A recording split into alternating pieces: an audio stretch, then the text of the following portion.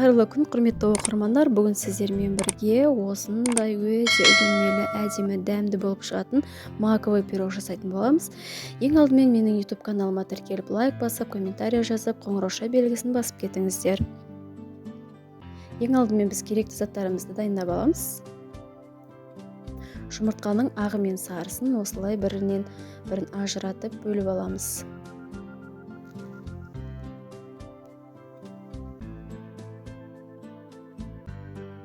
Шекеріміз бен жұмыртқаның сарысын жақсылап ерігенше араластырамыз.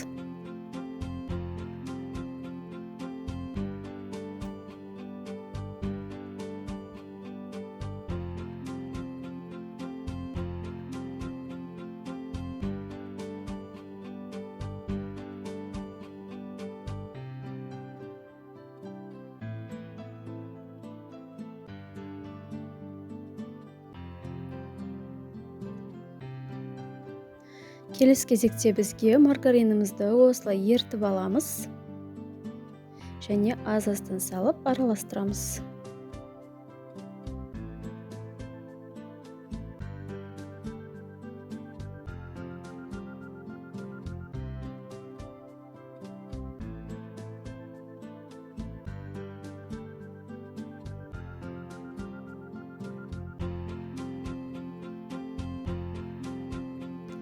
Келесі кезек бізде құрғақ ингредиентімізді араластырамыз. Разрыхитель ұнымыз екеуін араластырып дайындап аламыз.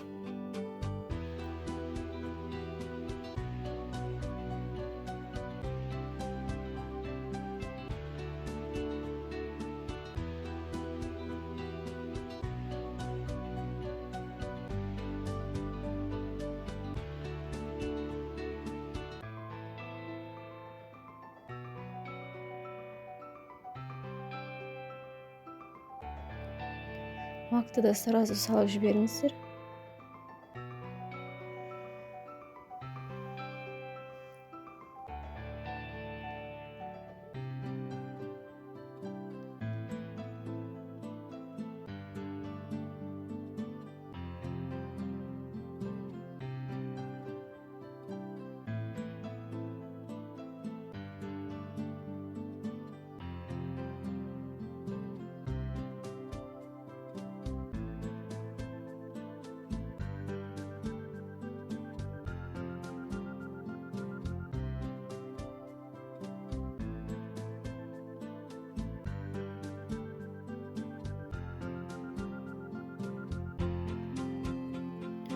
Қамырымыздың үстінен кішкене ұн себелеп, қамырымызды біріктіреміз.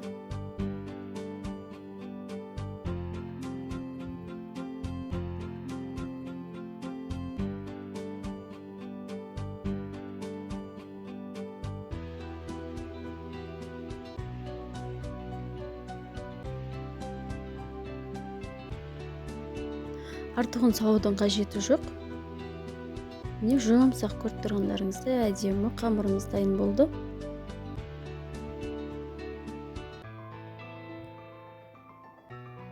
Келесі кезек бізде меренге дайындаймыз. Бұл үшін бізге жұмыртқамызды ағынан, сарысынан ажыратып аламыз.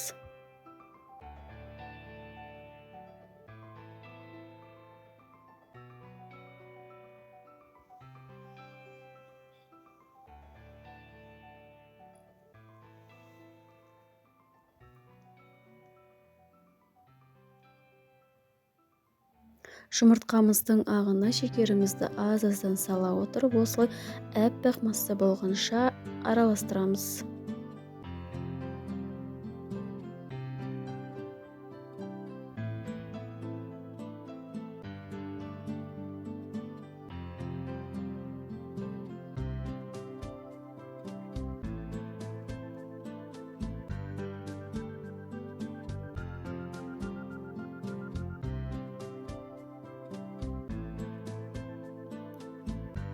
Дайын болған массамызға осылай жаңғағымызды саламыз. Жаңғақтың үстінен крахмалымызды салып, жақсылап араластырамыз.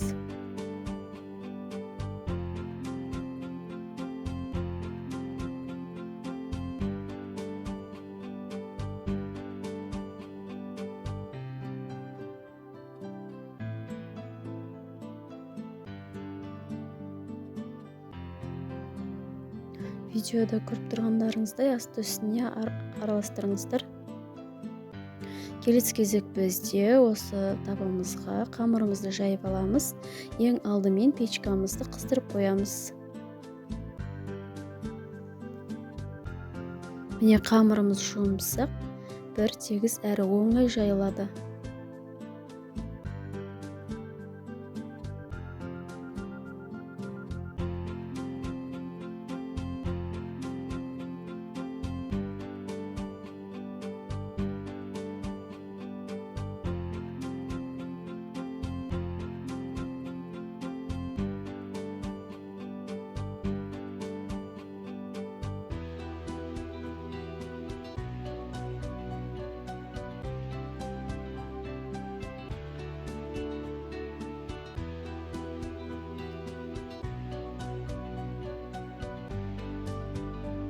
Қамырымыздың үстінен меренгамызды жаямыз.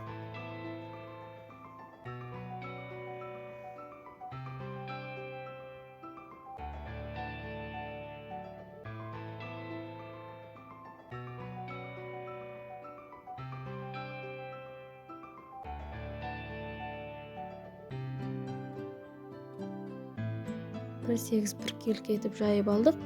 Енді қызып тұрған пешімізде пісіріп аламыз.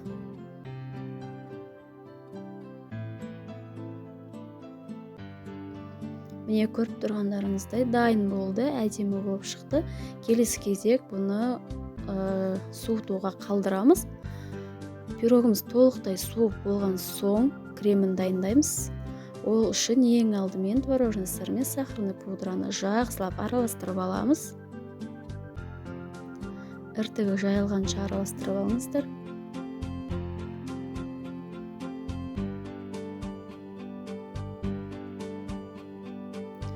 Іртігін кеткенше араластырып алсаңыздар, сіздердің кремдеріңіз бір тегіс біркелкі әдемі болып шығатын болады.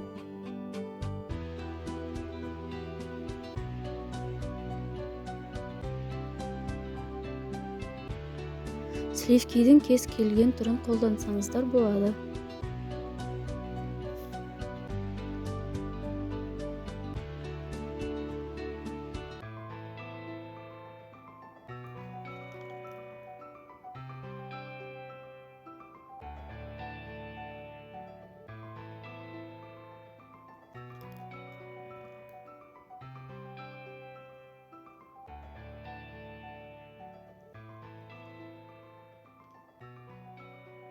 Міне қою әдемі крем дайын болды. Келесі кезек пирогты өздеріңіздің қалауларыңыз бойынша сәндесеңіздер болады. Суыған пирогымызды дәл ортасынан екіге бөліп, арасына кремін жағамыз.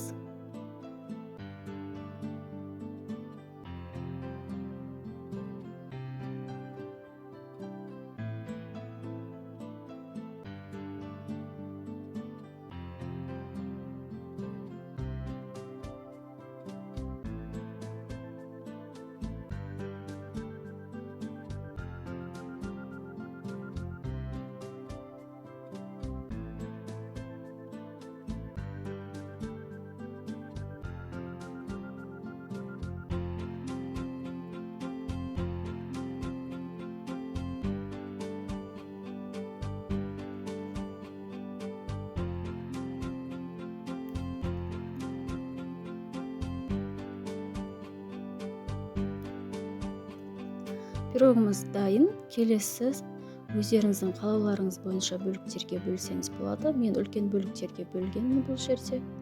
Қаласаңыздар кіші бөліктерге бөліңіздер.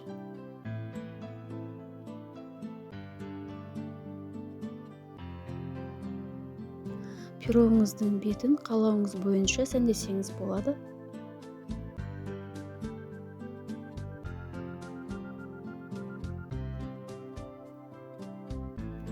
Өте дәмді, керемет болып шығады. Сіздер де жасап көріңіздер.